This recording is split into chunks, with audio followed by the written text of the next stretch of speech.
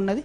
At the same time gynaecology వార్డులో చాలా మంది చదువుకున్న అమ్మాయిలు చూస్తున్నటువంటి డాక్టర్స్, హెల్త్ మినిస్టర్ గారికి నేను రిక్వెస్ట్ చేస్తున్నా, డెలివరీ అయ్యే టైంలో కొంత మంచి ప్రైవేట్ హాస్పిటల్కి పోతే ఎపిడ్యూరల్ అని ఒక మందు ఇస్తారు. ఆ మందు ఇస్తే నొప్పి లేకుండా డెలివరీ అవుతుంది. ఇప్పుడు గవర్నమెంట్ హాస్పిటల్లో 500 డెలివరీలు అవుతున్నాయి నెలకు, ఒక 250 అందులో సిజేరియన్సే అవుతున్నాయి, ఏదో ఒక కాంప్లికేషన్ ఏదో ఒకటి. ఇంకొక 250 మంది మాత్రం ఇంకా ఆటవిక కాలంలో, మందులు లేని కాలంలో ఏదైతే ప్రసవ వేదన ఆడబిడ్డలు పడ్డారో అదే వేదన బిడ్డలు కానేటప్పుడు ఇక్కడ పడే పరిస్థితి ఉన్నది. దయచేసి మనం ఒక పాలసీ చేంజ్ చేసుకుందాం. I'm requesting the government. Damodar Raj Narasimha గారు చాలా జెంటిల్మెన్, ఆయన నేను రిక్వెస్ట్ చేస్తున్నా through media, kindly let us introduce epidural. నేను నిజంగా క్షమాపణ కోరుతున్నా మా ఆడబిడ్డల్ని, మహిళల్ని. నేను బీఆర్ఎస్ గవర్నమెంట్లో ఉన్న 10 ఏళ్లలో గవర్నమెంట్ హాస్పిటల్లో ఎపిడ్యూరల్ పెట్టాలన్న ఆలోచన నాకు రాకపోవడం నిజంగా 100% నా రాంగే. నేను నిజామాబాద్ హాస్పిటల్లో అటెండెంట్స్కి ఫుడ్ పెట్టించే వాళ్ళం రోజు, ఖచ్చితంగా ప్రతి పర్యటనలో హాస్పిటల్కి వెళ్ళి చూసేదాన్ని. కానీ ఈ విషయం నేను స్కిప్ అయినా. ఖచ్చితంగా దయచేసి ఇది పెట్టుకోవాలి.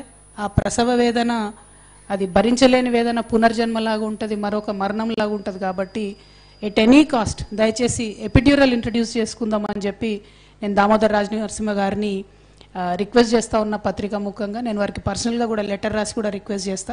ఇది ఒక మంచి రెవల్యూషనరీ చేంజ్ అవుతుంది. చాలా మంది ఆడబిడ్డలకు ఆ నొప్పి అనేది లేకుండా పోతుంది.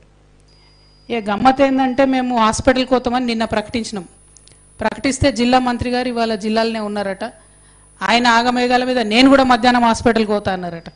అరే, జాగృతోళ్ళు వచ్చి జనం బాట బట్టి మేము హాస్పిటల్ పోయే వరకు జిల్లా మంత్రి గారికి హాస్పిటల్ పోవాలనిపించకపోవడం అనేది విచిత్రం. మరి పోన్లే, నేను ఇలా పొద్దున పూట అందుకే పోయొచ్చిన. మరి అన్న మధ్యాహ్నం పోతాడో లేదో గ్యారంటీ చూసుకుందాం. మనం పోతే ఏం చేంజెస్ చేస్తారో కూడా బరాబర్ చూద్దాం. ఇంకొక మాట, కోమటిరెడ్డి వెంకటరెడ్డి అన్న పెద్ద మనిషి, అన్న నీకు నాకేం పంచాయతీ ఉందన్న, ఏందో మా పిల్లలు 2 బొమ్మలో 2 ఫ్లెక్సీలో పెట్టుకుంటే పొద్దుగల్లేసి అన్నీ తీసి పారేసిరట. ఎందుకు తీసి పారేసిరని అడుగుదామని పోతే పోలీసు వాళ్ళు అరెస్ట్ చేసిరట వాళ్ళని. అవసరమా అన్న? 2-3 చిన్న పిల్లలు, జాగృతి పిల్లలు ఏదో చేసుకుంటారు వాళ్ళ పని వాళ్ళు. జర మీ పోలీసు వాళ్ళకి చెప్పి మా పిల్లల్ని రిలీజ్ చేయమని నేను కోరుతా ఉన్నా. ఎందుకంటే నేను ప్రజా సమస్యలు మాట్లాడడానికి వస్తూ ఉన్నా తప్పితే ఏదో పాలిటిక్స్ చేయడానికి వస్తలేను. పాలిటిక్స్ చేసినప్పుడు నల్గొండలో డెఫినెట్గా మీకు పోటీదారులు గట్టోళ్ళని మంచిగా దింపుతాం. ఆ టైంలో పాలిటిక్స్ చేద్దాం. ఇప్పుడు మాత్రం దయచేసి అనవసరంగా మీరు జాగృతి కార్యకర్తలతో పెట్టుకోకండి. జాగృతి కార్యకర్తలతో పెట్టుకున్నాడు ఎప్పుడు కూడా బాగుపడలే.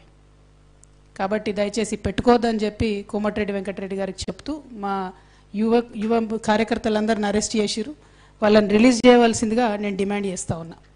ఇక ఇంకొక విషయం, నల్గొండ జిల్లాలో ప్యాడీ దాదాపు ఈసారి estimation 13.44 lakh metric turns, 13,44,000 metric టన్నుల ధాన్యం మన నల్గొండలో ఉత్పత్తి అవుతుందని అనుకుంటున్నారు. దీంట్లో మీకు అడ్వాంటేజ్ ఏంటంటే, మిర్యాలగూడ హబ్ కాబట్టి రైస్ మిల్స్కి వాళ్ళే దాదాపు 5-6 లక్షల టన్నులు కొనేస్తారు, మెట్రిక్ టన్నులు. సో ఇంకా సగమే ధాన్యం గవర్నమెంట్ ప్రొక్యూర్ చేయాలి. ఓకే, గవర్నమెంట్ ఇచ్చుకున్న టార్గెట్ 6.3 lakh మెట్రిక్ టన్స్ కొనాలి, 6,30,000 మెట్రిక్ టన్నులు. అంటే దానికి మినిమం 1000 కొనుగోలు కేంద్రాలు అవసరమవుతాయి. మరి ఇప్పటి వరకు మీ ప్రభుత్వం తెరిచింది ఎంత అన్న కోమటిరెడ్డి వెంకటరెడ్డి అన్న? 375 కేంద్రాలు తెరిచారు. అందులో 1,00,000 టన్నులు కూడా కొనలే ఇప్పటి వరకు. అంటే దీని వెనుక సీక్రెట్ ఏంది, మతలబ్ ఏంది అంటే, మీరు కొనరు, ఆలస్యం చేస్తారు, ఇంత లోపల మధ్యవర్తులు వచ్చి అగ్వసగ కొనుక్కపోవాలి, దాంతో మీరు బోనస్ ఇచ్చేటటువంటి అవసరం నుంచి తప్పించుకుంటారు. సో నేను రిక్వెస్ట్ చేసేది ఏంటంటే, త్వరితగతిన ఎక్కువ సెంటర్స్, కొనుగోలు కేంద్రాలు ఎక్కడైతే అవసరం ఉన్నాయో నల్గొండ జిల్లాలో, మిర్యాలగూడ సైడ్ అయితే అవసరం ఉండదు, తక్కువ ఉంటాయి, మిగతా చోట్ల ఇమీడియట్గా ప్యాడీ పర్చేస్ చేయాలని చెప్పి నేను డిమాండ్ చేస్తూ ఉన్నాను. సుంకిశాలలో జరిగినటువంటి ప్రమాదంలో ఖచ్చితంగా చర్యలు తీసుకోవాలని చెప్పి మంత్రి గారిని డిమాండ్ చేస్తున్నాను. ఎస్ఎల్బీసీలో కూడా అదే జరిగింది, టనల్ కూలిపోయింది, 6 మంది చనిపోయినరు, ఇంకొక 2 బాడీస్ రికవర్ అయినా 8 మంది చనిపోయినట్టున్నారు.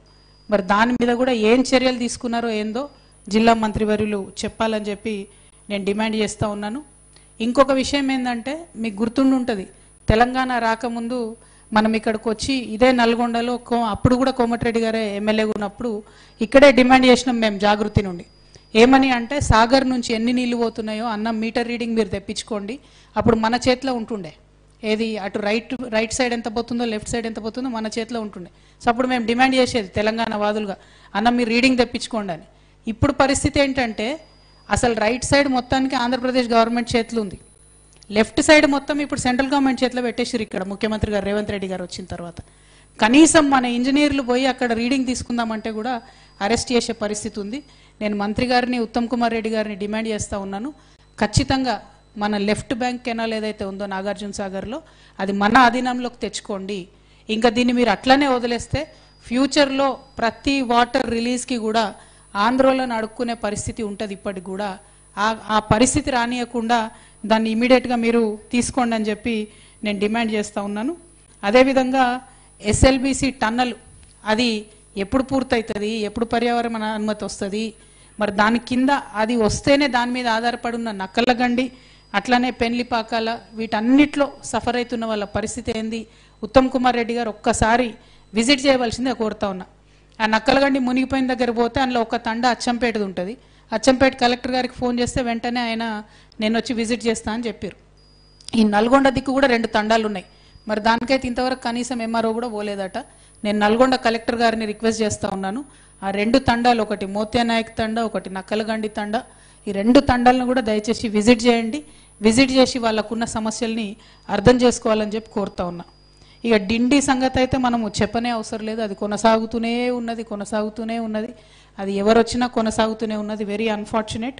కానీ దీన్ని మనము తొందరలోనే మంచిగా చేసుకోవాల్సినటువంటి అవసరం ఉన్నది. ఆ డిండిలో కూడా శివన్నగూడెం కావచ్చు, సింగరాయపల్లె కావచ్చు, గొట్టిముక్కలు కావచ్చు, ఇవన్నీ కూడా ఒకటికొకటి లింక్డ్ ఉన్నాయి. దయచేసి అందులో చిన్న సమస్యలు ఉన్నాయి. కిష్టరాయపల్లె దగ్గరికి నిన్న పోయి వచ్చినాం, ఇంకా చాలామంది ల్యాండ్ అక్విజిషన్ కాలే.